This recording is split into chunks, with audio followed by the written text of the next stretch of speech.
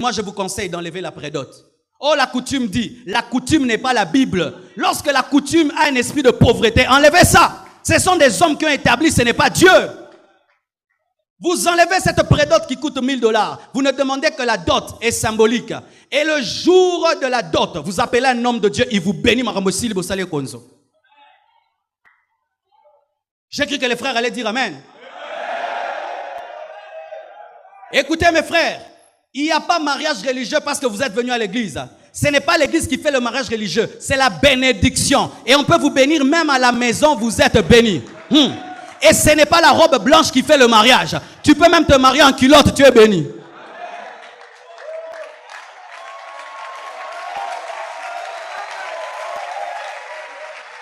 J'entends des esprits qui parlent. J'entends des esprits qui parlent. Et c'est ça le problème du Congo. Les gens prient mais ils sont orgueilleux. Orgueilleux. Bosa na mbongo te me bongo sa ba fête ba tombongo. Est-ce que vous bosa na mbongo? Bosa na mbongo. Bon notre famille est millionnaire. Ah, je suis venu parler aujourd'hui. Et il y a l'orgueil social. Écoutez maintenant, mais non, mais moi ma fille, on peut pas l'épouser comme ça. Hein? Les papas, on donne beaucoup d'idées mais pas de cotisation. Beaucoup d'idées. Mais moi, je dois avoir 200 invitations, 300 invitations. Maintenant, tu vas mourir pour faire plaisir à ton beau-père orgueilleux sans cotisation. Et c'est dot, ou c'est la dot, mais le garçon qui veut épouser votre fille doit donner de l'argent pour manger. C'est-à-dire,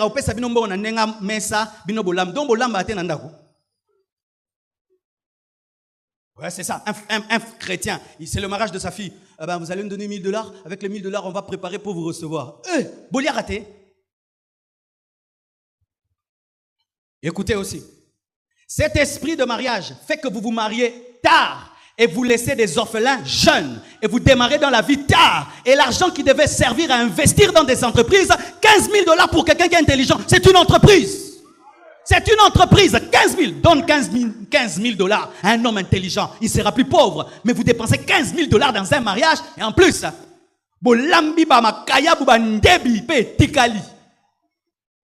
en plus, qui viennent dans nos mariages? Est-ce que la plupart des temps, les mariés les connaissent? Tu bosses, tu donnes de l'argent pour des inconnus.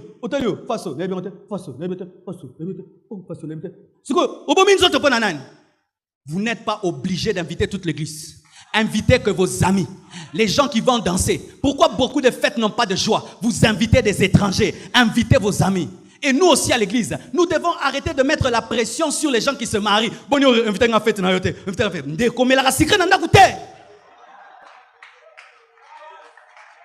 Laissez les gens se réjouir selon leurs moyens. Parce que des fois, ils se cassent en deux pour nous inviter alors que, nous ne viendrons pas et nous n'allons même pas manger. N'est-ce pas? N'est-ce pas? Que tu es fier n'a pas fait. N'est-ce pas? N'est-ce pas que tu es fier? Qu'est-ce que tu veux de l'eau? C'est tout, c'est tout. Et puis tu viens avec un cadeau, une horloge, bien emballée, avec ta dernière veste pour te faire voir et mettre des photos sur Facebook. Et puis tu donnes une horloge de $5 bien emballée. Et puis tu t'en vas. Mais lui, il a dépensé $50 par plat. Gardez votre argent et commencez des entreprises. Chers parents, ne détruisons pas et n'appauvrissons pas nos beaux-fils. Parce que si tu appauvris ton beau-fils, tu as appauvri ta fille. Je dis, si tu appauvris ton beau-fils, tu as appauvri ta fille. Si nous changeons, ce pays va changer. Et vous savez comment il va changer? Je marie ma fille. Et on dit, dot. Je dis, donnez-moi ce que vous avez dans votre poche. Tout ce que vous voulez. Et ça se passe simplement. Mon frère vient à ma dot. Il va faire quoi? Lui aussi va faire ça. Et son ami va voir. Il va faire. Et nous allons enlever cet esprit de pauvreté qui est caché derrière des 10 000, 20 000 $. Alléluia. Est-ce que je peux parler aux sœurs? J'aimerais terminer et parler aux sœurs. Ma sœur, des fois vraiment vous êtes méchante. Vous êtes méchante. Cet homme qui va t'épouser, tu sais qu'il n'a qu'un salaire de 500, mais tu lui exiges de te faire une fête comme la fête que tu as vue sur MTV.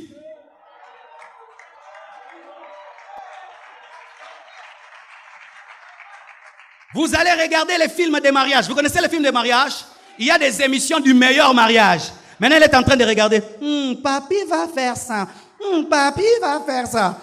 Papi n'est pas Jéhovah Jireh. Papi n'est pas Dieu. Je dis papi n'est pas Jéhovah Jireh. Et vous amenez vos maris à se tuer rien que pour assouvir votre orgueil. Mais une femme intelligente ne le fera pas. Le jour de mon mariage, je ne suis pas allé au salon. Je n'avais pas d'argent à perdre dans un salon. Ah oui? Pourquoi je vais donner $20 dans un salon? Moi-même, je me suis regardé dans le miroir. C'était quand j'étais rat, tondeuse. Zin, zin, zin, zin, zin. Je touche. Et ça, zin, zin. Ma fouta. Pam. Ma veste, c'était un habit qu'on m'a offert par l'un de mes fils qui est en Afrique du Sud, Olivier Malengo. C'était déjà un habit porté d'ailleurs. Mais vous avez bien. La tiango. Chaussures, vieilles chaussures. Vi nanga moko, étalioté. Chaussures nanga, ils avez bien présentable. Nasomba sigapoani. N'a un problème, n'a ça perte, hein? Ah oui? Voiture, un papa de l'église prend sa voiture, on ne l'a même pas décorée. Elle était seulement propre. On est allé. Et je t'assure, où j'ai fait le mariage, c'était un endroit avec 5 paillotes. Point. Vinanga moko. Et vous savez, j'ai fait un mariage sans dette, sans stress, avec un excédent financier, un excédent de nourriture. Et je n'avais pas l'argent d'aller dans un grand hôtel. Vous savez, j'ai fait quoi? J'ai fait une stratégie. Je suis allé faire ma lune de miel en face de l'Intercontinental. Comme ça, je dors là, mais je vois là-bas. C'est un hôtel qui s'appelle Assomption ou Ascension. Assomption ou Ascension, je ne sais pas. Et j'étais en face quand même. J'étais quand même dans le quartier. Même si je ne dormais pas à l'intérieur, mais c'était à côté. J'avais la bonne volonté. Et ma femme ne pouvait pas me demander d'aller à l'intérieur. Frère, ne te tue pas, ne te tue pas, ne te tue pas, ne te tue pas. Donne ce que tu as. Donne ce que tu as. Mais aujourd'hui, je peux l'amener dans tous les hôtels du monde. On a des jours là. Mais sur un